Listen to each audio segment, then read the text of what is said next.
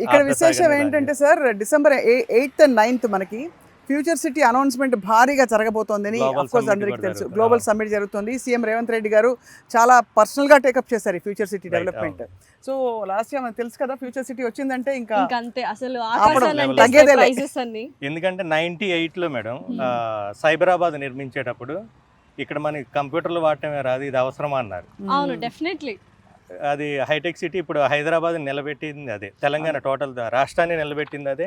అవును, భారతదేశం మొత్తం కూడా ఐటీ అంటే హైదరాబాద్ గుర్తొచ్చే విధంగా గుర్తు చేసేది కూడా సైబరాబాద్. ఎన్ని with in how many years ఇదంతా ఇంత డెవలప్ అవుతుంది అనుకుంటున్నారు మీరు? ఈ రేవంత్ రెడ్డి గారి స్పీడ్ చూస్తే మాత్రం 5-10 ఇయర్స్లో అసలు ఇది నెక్స్ట్ లెవెల్ ఉంటుంది. ఎక్సలెంట్. ఓకే, ఇన్వెస్టర్లు కూడా ఇప్పుడు ఆలోచించేది అదేనండి. ఓకే. అంతకుముందు డెవలప్ అయ్యాక ఇన్వెస్ట్ చేసేవాళ్ళు, ఇప్పుడు ఎక్కడ డెవలప్మెంట్ కాబోతుందో తెలుసుకొని ఇన్వెస్ట్ చేస్తున్నారు. నిజానికి వాళ్ళ ఆలోచన కరెక్ట్. ఎక్కడైతే అనౌన్స్మెంట్ వచ్చిందో అప్పుడు ఇన్వెస్ట్ చేస్తే అద్భుతమైన లాభాలు వస్తాయి. డెవలప్ అయ్యా చేస్తే ఆటోమేటిక్గా వస్తాయి. అవును, ముందే చేసిన వాళ్ళకి ఇంకెక్కువ వస్తాయి.